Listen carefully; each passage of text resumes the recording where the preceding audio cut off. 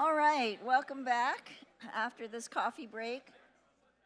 Oh, they just closed the door. I was going to have us make a loud noise so that they could hear us, but the doors are now closed. All right, let's try to make a loud noise and see if we can get the people out in the lobby in here, because they wouldn't want to miss out why we're screaming.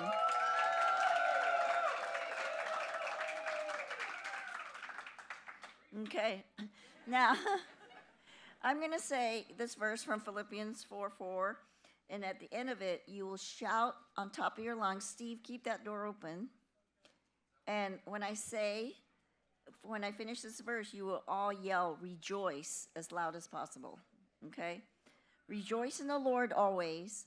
I will say it again, rejoice! All right, welcome back. You know that these lanyards have a meaning, so green means don't ask me anything. No, I'm just kidding. Green means I'm staff and I'm supposed to have some answers, okay? And then most of you have the black ones, and then some of you have the red ones because we are filming and taking pictures and interviewing, and that means you probably work for a closed country and you don't want your picture on Facebook or anything like that. So, without further ado, I'd like to introduce our next plenary speaker. I met Katrina when I was a dean at Taylor because I was looking for a science speaker for the eclipse event that happened at Taylor University, the total solar eclipse. And we wanted a chapel that featured a astronomist, physicist, somebody in science to celebrate that day, and to celebrate it honoring God, not because of crystals or some other thing about solar eclipses, but because God is the God of wonder, and God is a God of majesty. And so she was recommended to me. I had not met her, but I talked to her on the phone, and I said, okay, you're on. And then I left to take this job, but I flew back to make sure I heard Katrina in chapel, and she did a great job. And so I've invited her to speak. Katrina Koehler has a PhD and master's in physics from Western Michigan. She has also a bachelor's degree from Houghton. She teaches physics, programming, data science at Houghton, and conducts research in nuclear safeguards at the Los Alamos National Lab in New Mexico. You're supposed to go, ooh. Okay. She has a passion for reaching unreached people groups and has adopted the Tamajeq. She enjoys cooking ethnic foods, reading about pedagogy, and serving in the church. She grew up as a missionary kid in Kenya and the DRC. So, yeah. And remember both this morning's first speaker and this one, there are sessions where you can meet the speaker this afternoon on the farm if you have more questions for her. Her talk will be an unusual one if you saw the title for an agricultural conference, but it's called Data-Driven Approach to the Great Commission. Let's welcome Katrina.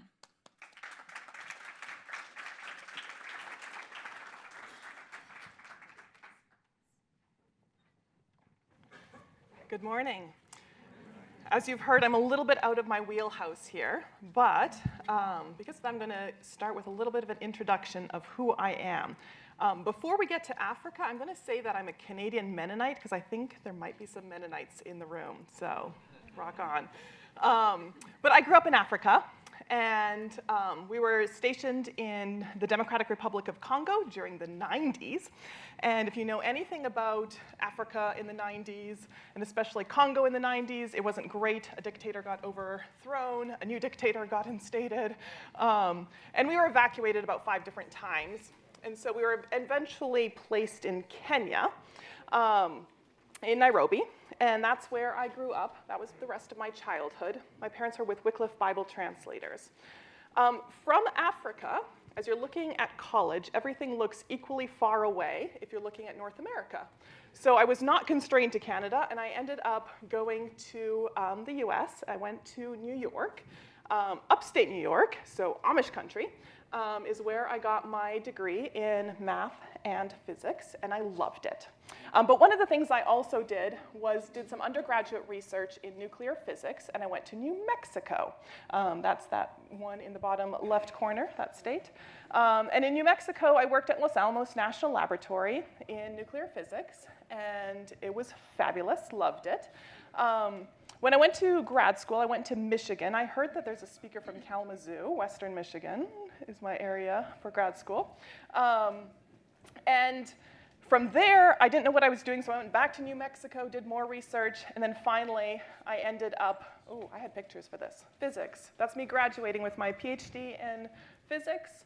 Went back to New Mexico and did some research there I do this with various students. I am very passionate about bringing minorities and women into science and math.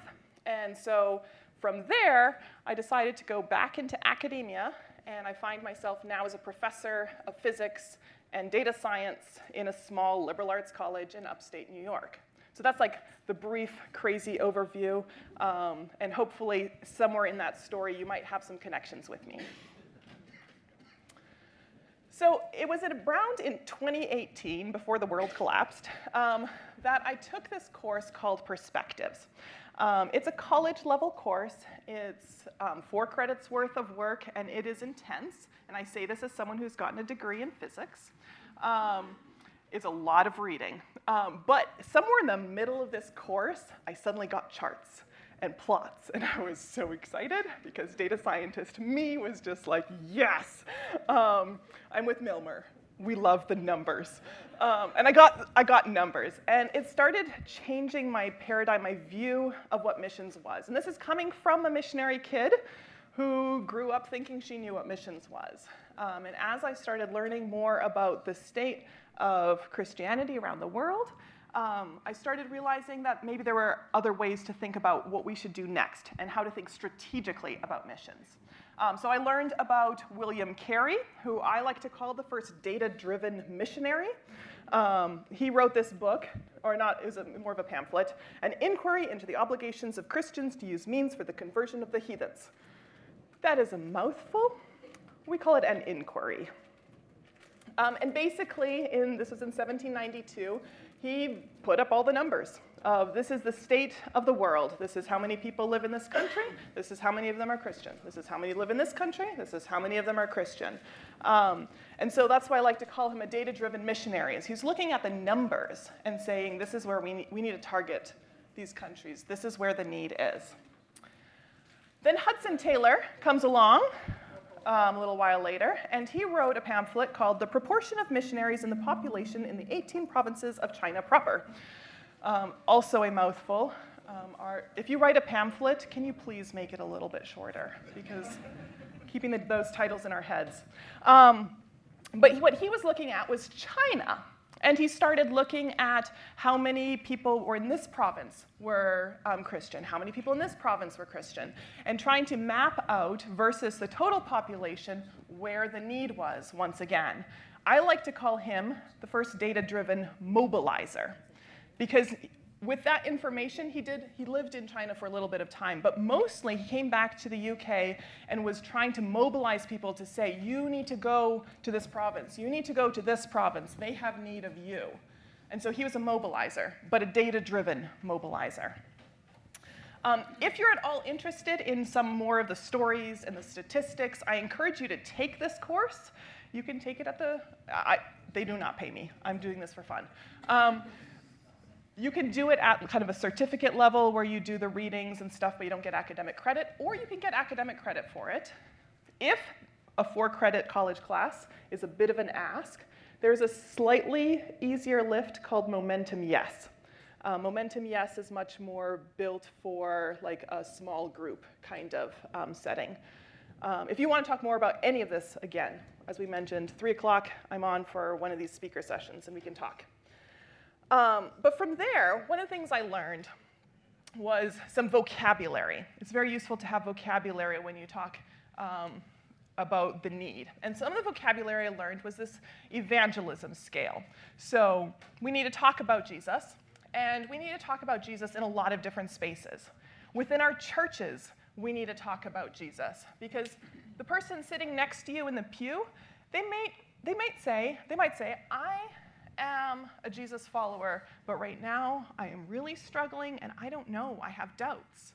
So even evangelism within the church, within our own, what we consider part of the family, even that needs to happen. E1 evangelism is our next layer out. So this is going to the sports stadium. They share the same culture with you, and I realize I am speaking to a multicultural audience here. But let's say you're an American, your E1 evangelism is outside of the church, but within your community, as you walk and interact with people outside of your church. I hope you have friends who are not part of your church family. E2 evangelism is the next culture out. This is the culture that you might share things with. I love Mexican food. I love Mexican colors and culture. I think it's a lot of fun. It is outside my culture, but there are things I understand about it. E3 evangelism is even further out. This one I have very, very little cultural connection with, but it's important to do evangelism at all of these different steps. And I do want to acknowledge that we are in a multicultural audience. So for you, American culture might be E3 evangelism. You might be looking at that girl in front of the flag going, yeah, that's way outside of my cultural context. Maybe the Afghani women, you're like, they're outside of my cultural context, but they're not actually that far removed from my cultural context. We need you. We need you working to reach those Afghani women, because for me to reach them is going to be a little bit harder.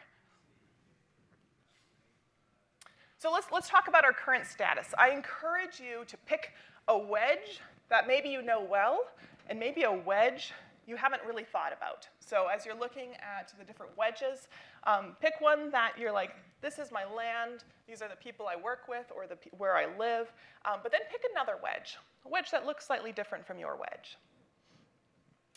So as we look at this, the dark orange toward the center of the wedges is evangelical Christians. So this is how many people, a proportion of how many people in your population are evangelical Christian.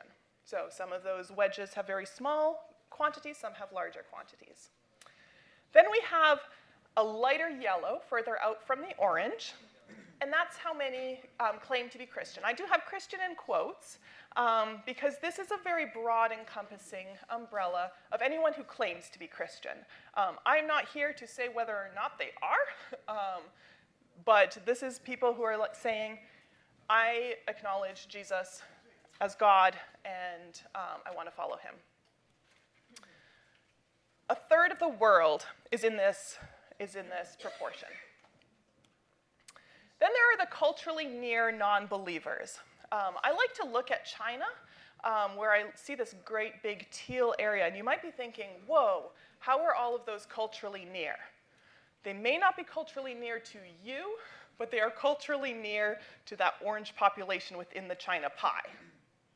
Okay, does that make sense? A third of the world is in these categories, in the culturally near. So that means there is a culture, and it itself is not evangelized, but it is culturally near a culture that is.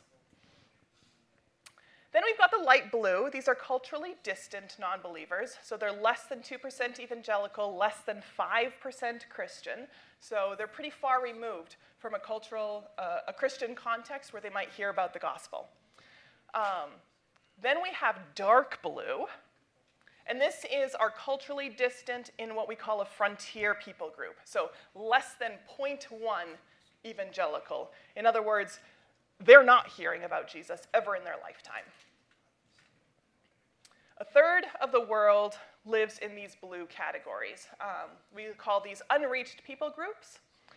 So we've got a third Christian, a third non-believing but culturally near a Christian group, and then a third that is unreached. They are non-believing, and they're probably not going to hear about the gospel.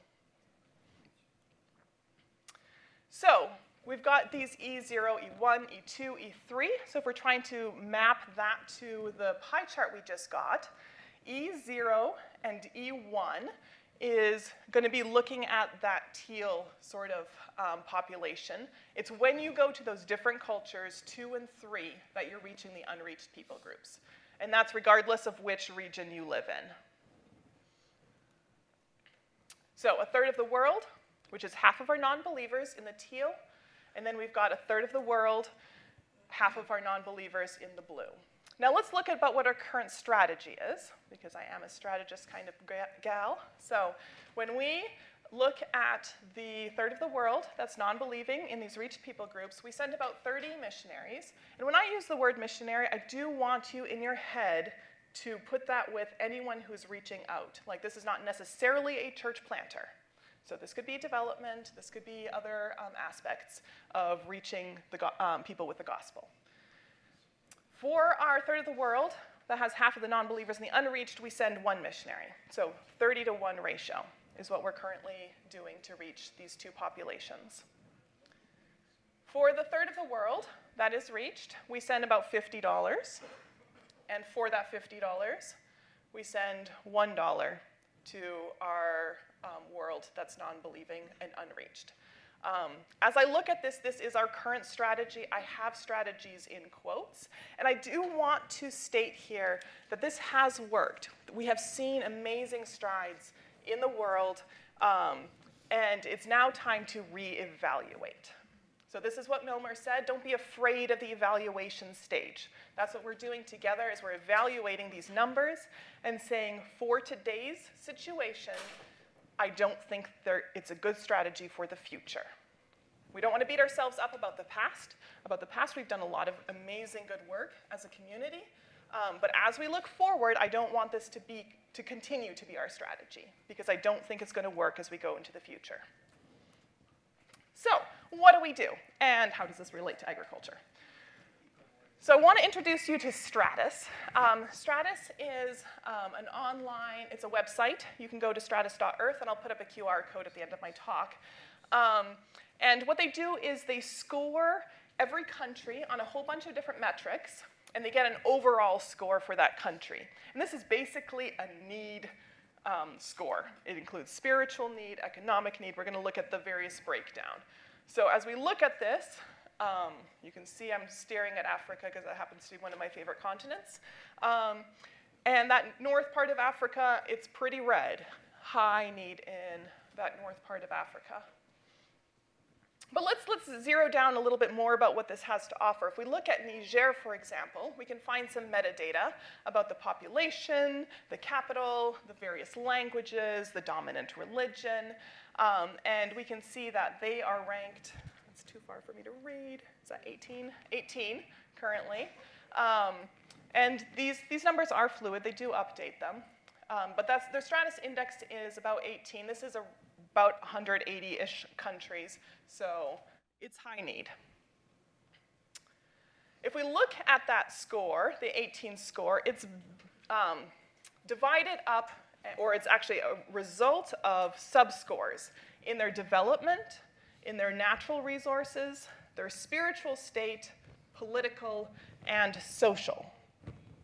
So you can see that socially, they're kind of middle of the pack of all of the countries. Spiritually, they're in the bottom third. Developmentally, you can see a very low score there. They're not doing well in developmentally. So if we look at one of these examples, say the natural score, it is also subdivided, and this is subdivided, man, that's really tiny, by the environment, the built environment, environment, and geography. And under geography is agriculture. I promise to get there eventually. There's a score there for you guys. But if we look at that score, again, these numbers are small. You can actually just go onto the website and find numbers for your country. And I encourage you to do that. Under agriculture, it also breaks it down into agriculture, elevation, and ruggedness. You, as agriculture people, might understand why those three are important. I do not. You can tell me later. And each of those scores gets a piece of information from some other location. So for example, here's a score from the World Bank on arable land in this country. So to reiterate, our summary of our data flow is we have an overall country ranking that came as a result of rankings in various different areas that indicate need. Both spiritual is weighted pretty strongly, as well as these other areas. And then each one of those has subscores based on the components that build that up. And each of those scores that go into that are also from data. So not to overwhelm you, but basically there's a lot of data that comes into this from a lot of different organizations. Maybe your organization is up there. That would be cool. And that information gets all collated into these scores for countries. Now, why am I telling you this? First off, there might be a few young folks, maybe older folks, but a few young folks who haven't yet picked a country, haven't picked an area yet to go to. And I want to encourage you to look at these scores. Don't go to Kenya because everybody's going to Kenya. And I say that with someone who has all love for Kenya. I love Kenya. But don't go there just because you've heard about it, your friend there went there on a missions trip. Do some research about where is the need. When I look at this data, you can actually turn things off. So I turned off everything but this developmental, actually, which one was this that I turned off? I should have printed my slides bigger. I can't read it. Can someone read it for me? Health, cool. I turned off everything but health because health is very tied into agriculture and food scarcity. And I looked at the numbers again because you can do that. And this is what the map of Africa ends up looking like once I do that. And then Niger jumps to 7th place. So as I'm looking at if I have the skill set in the health world and in dealing with food scarcity, that's a country that I want to prioritize more. You've already seen this map, the one that's behind the Stratus map. This is from Joshua Project, and every dot is a people group. And the unreached people groups, those would land in my dark blue categories, are in red. So your red dots are unreached people groups. High need, we're sending one person out of 30 people. We're sending $1 out of $50 to those people. This is why we talk about the 1040 window, but I'm a data person, and I just had to give you a bunch of numbers to get there. And I encourage you to look at these countries and serve in these countries. India always really interests me. I've visited there like 3 times now. I love India. They have so many people groups that are so culturally distinct. You might think, if you live in America, that they all have a pretty uniform culture. They don't. You are basically getting one province's food over and over again when you go to those restaurants. India has a lot of diverse people. So to reach one people group in India is really to reach one people group because they are so diverse. If you reach one, they're not going to reach the rest of India for you. So I put this up here to tell you where the need is and where I really want us to focus. So again, our strategy right now is 1/3 of the world that's in these reached people groups. We're sending 30 missionaries, $50, and equivalently, in our unreached, 1 missionary, $1. So I propose let's at least aim for 50-50. I personally think we should put more toward our unreached people groups, but that's also my shtick. So you're welcome to join me in that. But at a bare minimum, let's aim for 50-50, because at least that's our population breakdown between these two groups.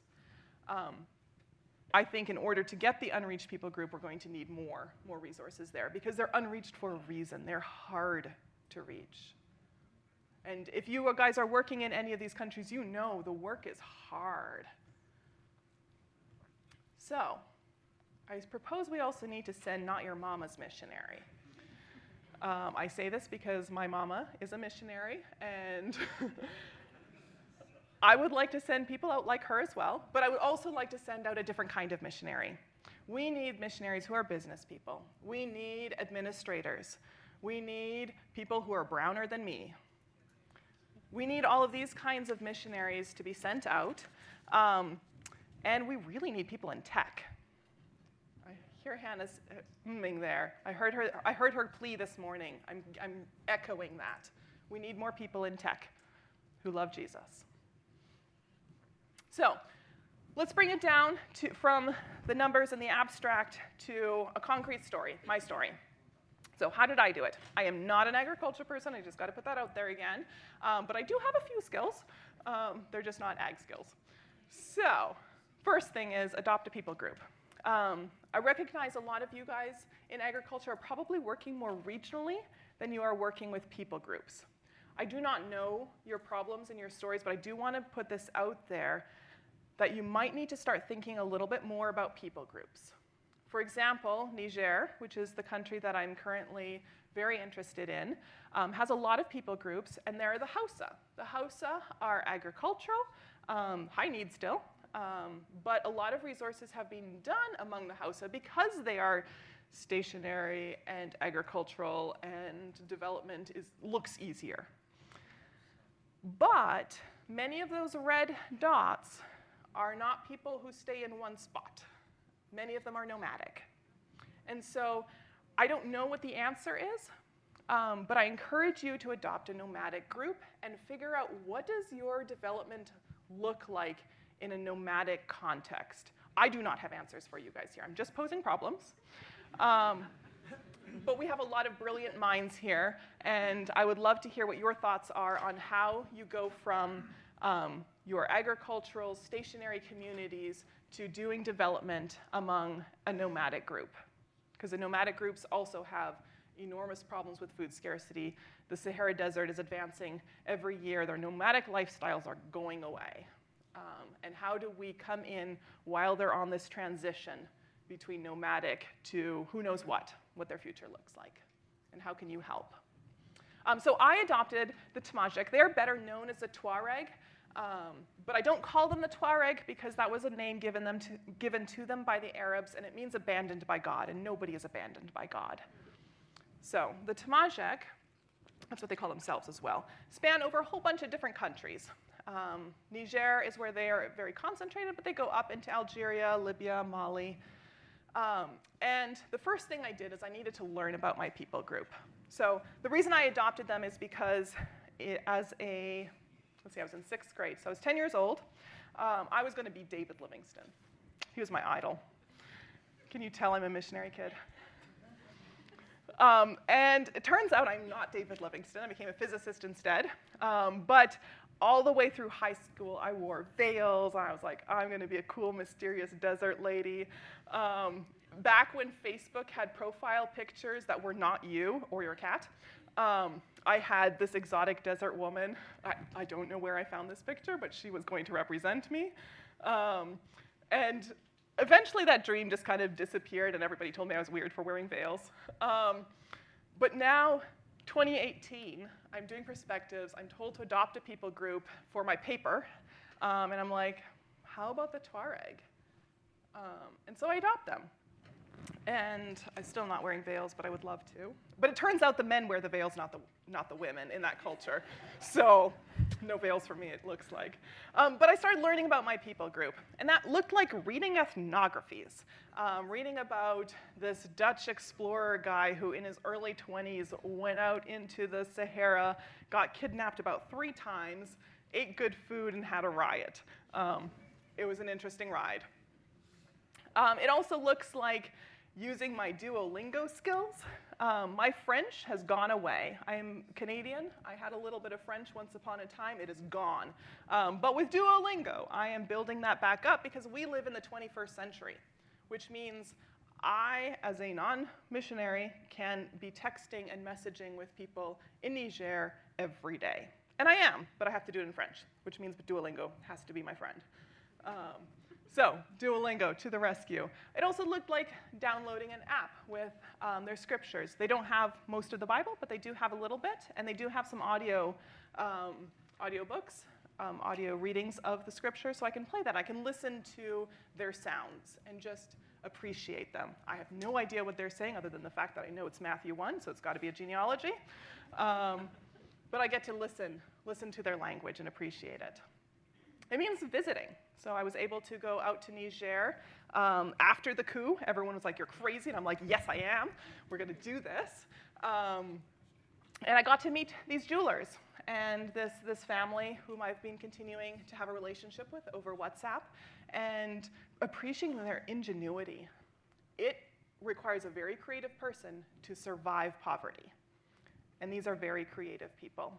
And I was privileged to get to meet them and know them.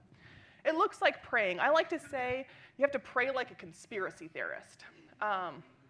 You don't just sit there and you pray for the people in Africa, the starving people. And you guys know this, but I'm trying to give you the language so you can tell others in your life who may not have this language.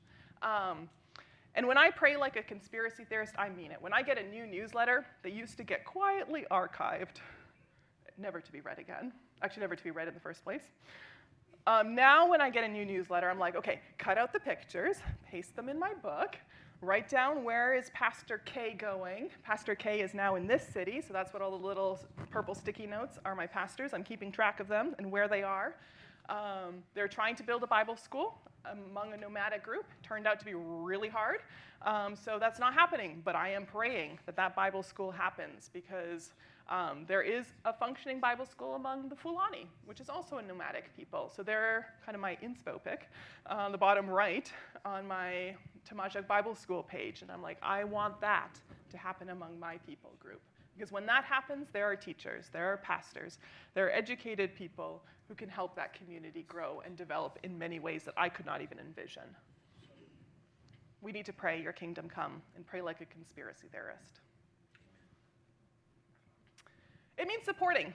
This seems kind of dumb because it's so obvious, but I had to scour various organizations to find the 4 couples that are working in my people group. They're in different organizations, and there are only 4 of them. Only one of them is currently actually in the country. Everybody else is outside the country for various reasons. This is the definition of the unreached people group. When we say we send 1 missionary for every 30 over there, this is what I mean. For a group of 3 million people, there are 4 couples, and that's it. And of those 4 couples, they're all working with one particular subdialect, which means the rest of them really aren't hearing anything. Here are some other ideas.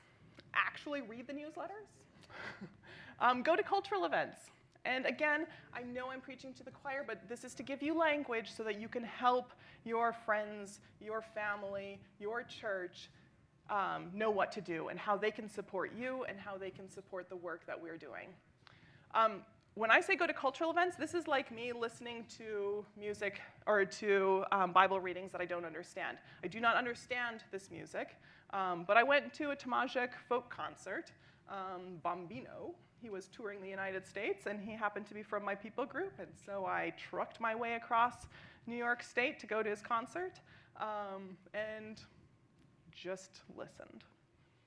It's still not my favorite music, but I can do this to support my people.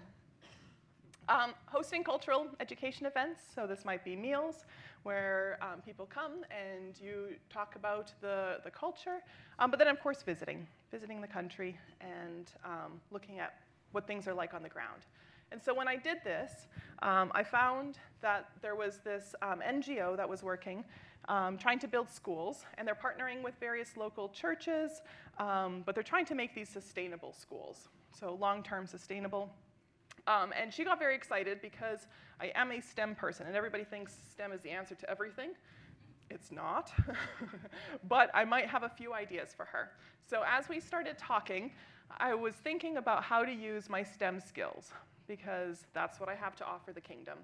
And as I was thinking about like training in computers or training mathematically or scientifically, I ran into this wonderful missionary who told me you have to look up orality. And I was like, or a what? He said orality. So I'd heard of oral cultures, but orality as a concept I had not. So the very first thing I did when I got back was I looked up Ong's book, on orality. This is a dry read, but I read it because that's one of the skills I have as an academic, is I can read dry things and pull out the salient features. And as I pulled out these different features, I'm starting to think about how do I train using these concepts of orality. This is one of those topics I would love to pick up with you later on in an afternoon session, because you are training people. You are training people to do things, and training people in an oral context, which happens to be pretty much everybody, is different than training people in the United States of America. I would actually argue it's not all that different, and we need to stop how we're training in the US too, but that's a different story. As we think about oral cultures, we're thinking about things like the aggregate nature. So when you tell a story, it's not just the princess, it's the beautiful princess. It's not just the soldier, it's the brave soldier.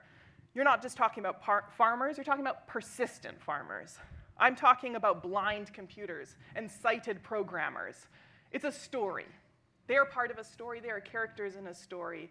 Let them embody that story and it will stick. So that's an example of using something in an oral culture to help with training. And these are dumb examples. I would love to hear better examples as you think about these ideas too.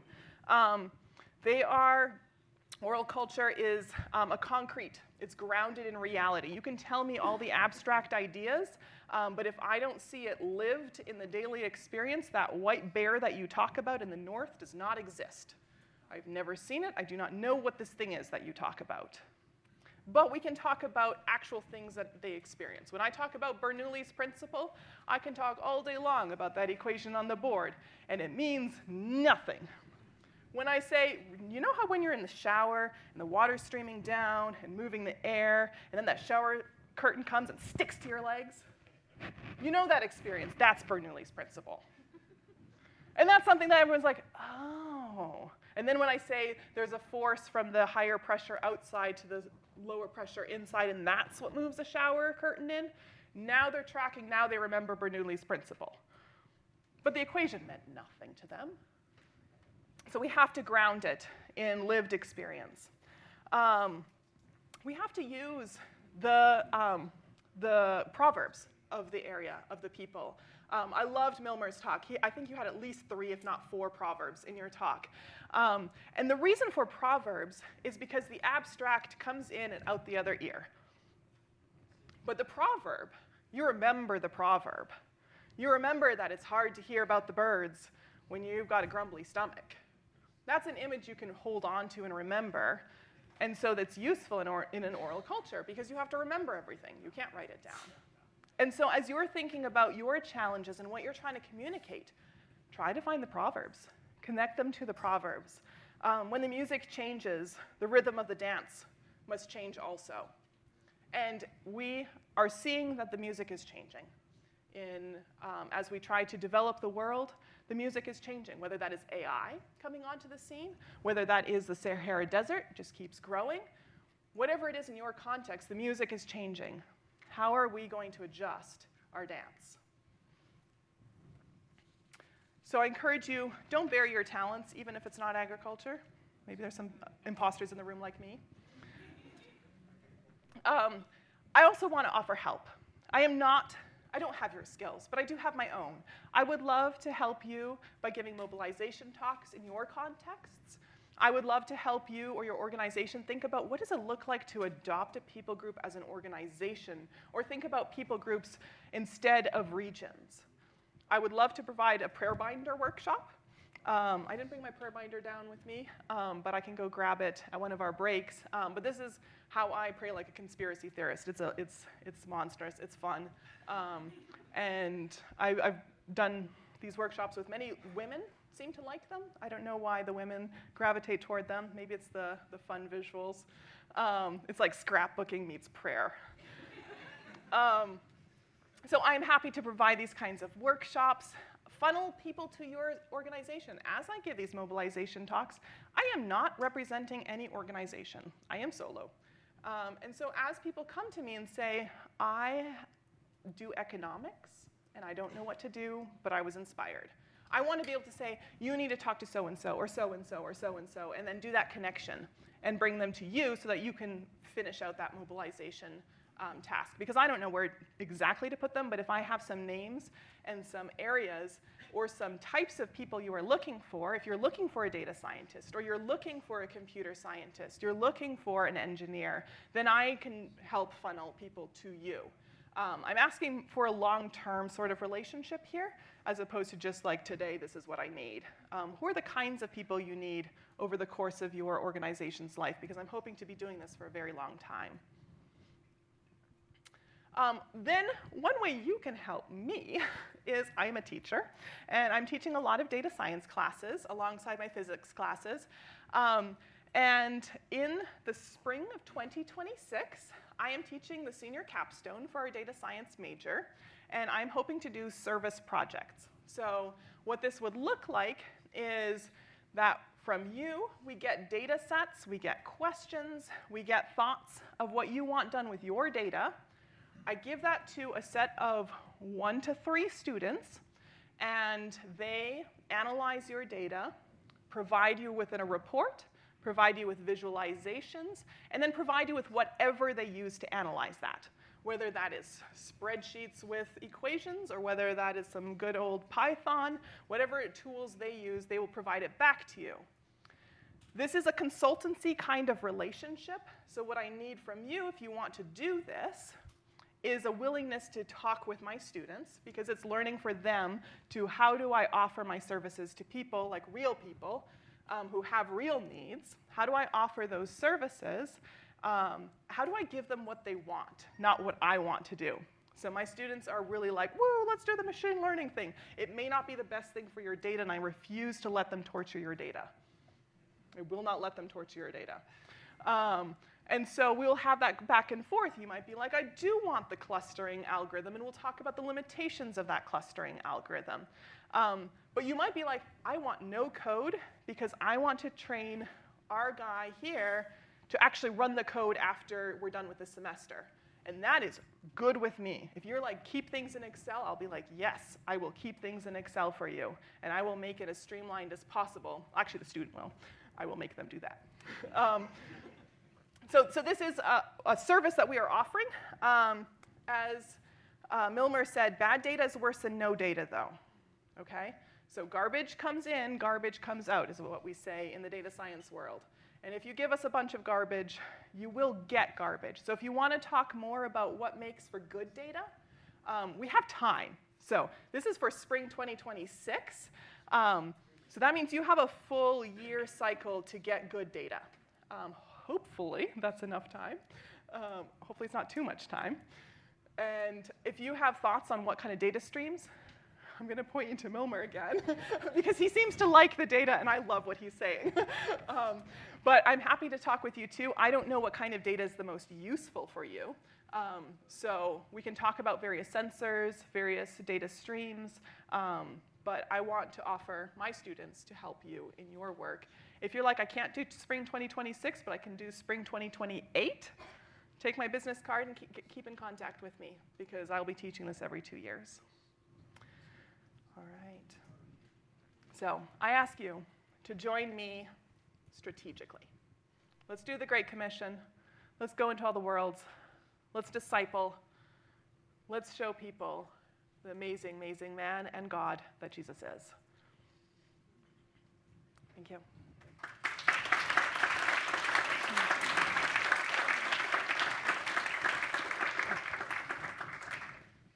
All right, so we have some time for Q&A. Thank you so much, Katrina, for helping us think outside the box.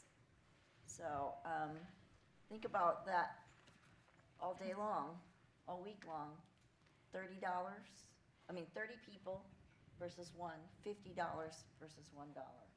And think about the agency you represent, the churches you represent, or your own tithing and giving. How does this influence really when we keep saying we need to reach the unreached people group and actually do something about that? It'll be challenging, but there's nothing too difficult for God. He's on our side. So, Q&A. Any thoughts, discussion, questions? Good. Mention that many of the resources that Katrina just shared, I have put into the chat for the session on in the chat.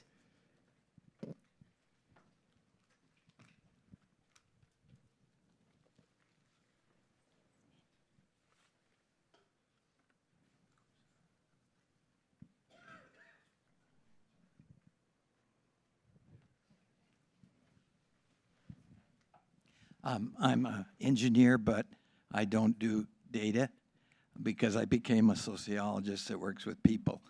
But my question is, running across the social mobilization world, fuzzy data, social science, SPSS kind of stuff, does your STEM people and what you're doing also connect with that kind of analyses? Yeah, so my data scientists aren't necessarily physicists.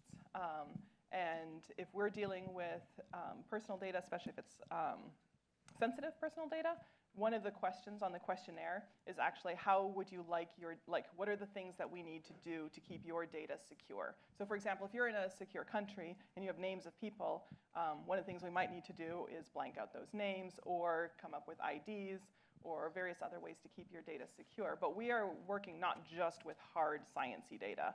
We're happy to work with social data as well.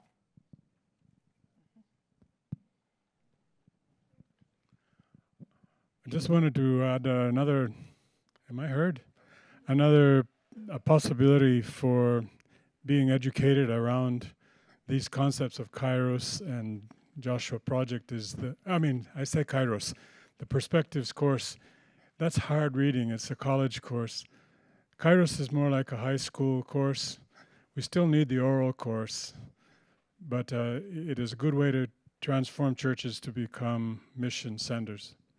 Have you done Momentum, yes, by any chance? No, but we've Okay. done Kairos and Youth Kairos and Interface. Okay. All of these are exposing church leaders to enlivening a sleeping church. Mm-hmm. Yeah, I'll have to do the compare and contrast. I like that. Thanks for the suggestion.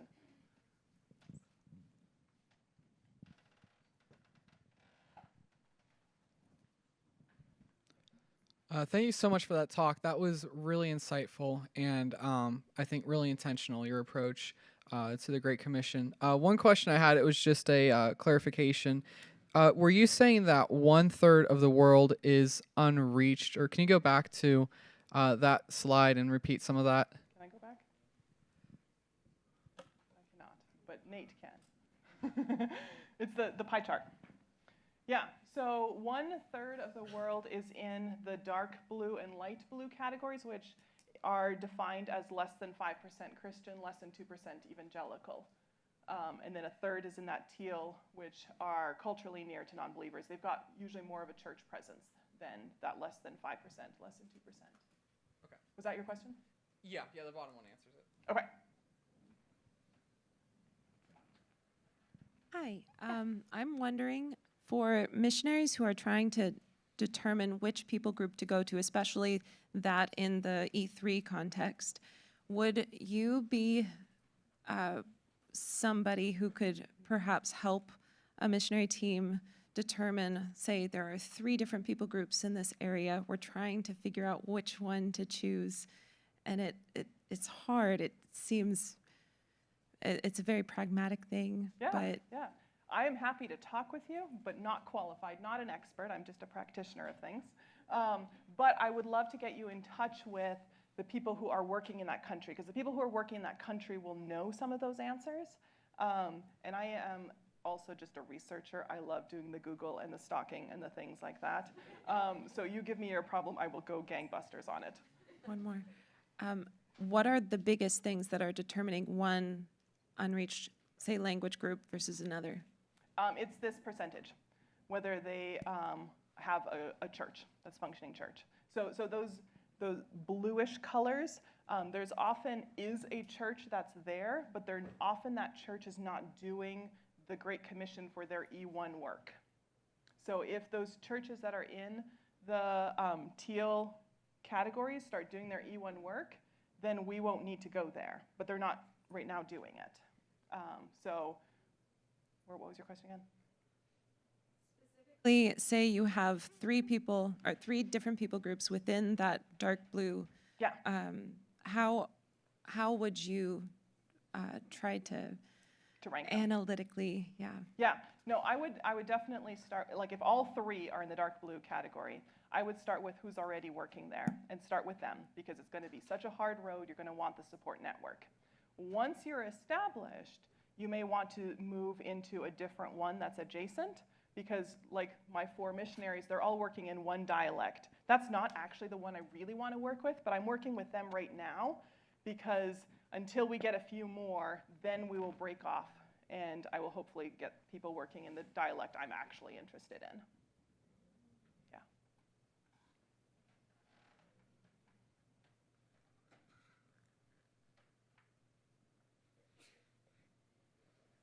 So you mentioned orality and specifically how it connects to like education and whatnot. For those of us developing maybe like training materials for farming practices, maybe you're trying to run workshops, what is the significance of orality in that sort of instance? 100% significance. Like what you are doing in training is education. And thinking about how do you incorporate these concepts of orality? How do you incorporate the concrete? How do you incorporate the aggregate way of thinking, the additive way of thinking? All of these, and there are like 8 different principles that Ong identified in oral cultures. How do you incorporate all of them in your training and craft it around that way of thinking? Yeah, that's where we need to brainstorm though.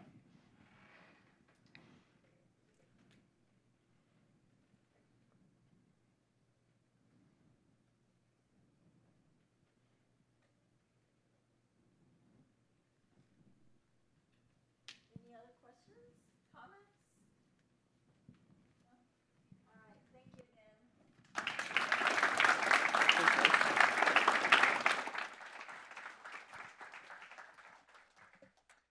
So I have a few announcements, and then you have some time to network, but the next major thing is for those of you who need a ride to the farm, the buses will leave at 11:45. We'll have some people directing you. We'll load the first bus, and once that's full, that will start heading to the farm, and we'll load the second bus.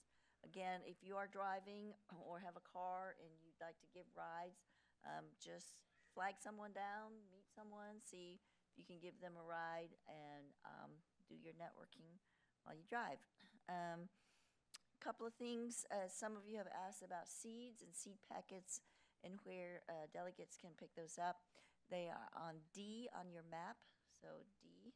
And you can pick them up today, tomorrow, and Thursday, anytime between 12:30 and 4:30, I believe. Do I have that right? 12:15 to 4:30. So, and that's right by the seed bank.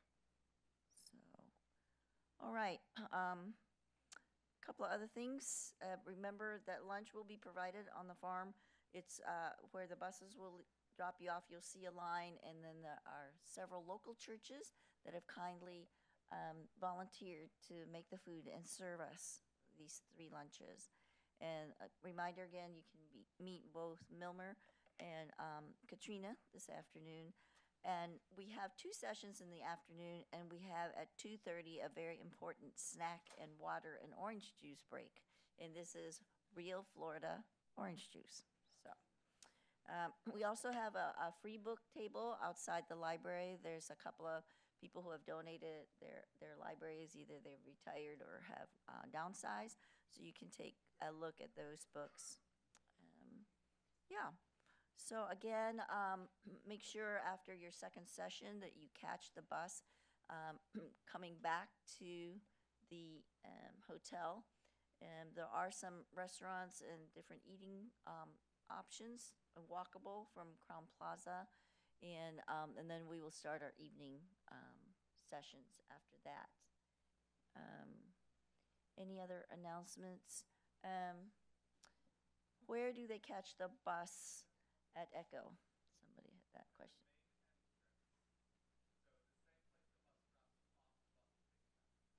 Same place a bus dropped you off for lunch, they will pick you up to head back for the hotel. All right. Let me pray for our wrap up. And Larry, are you going to pray for us for the meal now or later? Okay, he will pray for the pavilion, But I'm just going to close us in prayer, and so you'll have food that's blessed twice. So,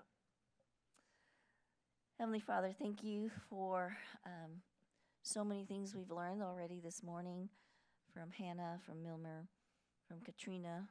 Thank you for the beautiful people you have created that have a love for you and have such strong faith and such amazing commitment to your kingdom work.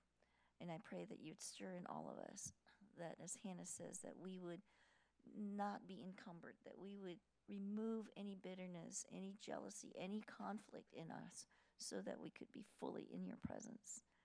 And we pray also, as Milmer encouraged us, to not think of ourselves as experts who are done with learning, but that we are continuous learners and always practitioners who are willing to know more.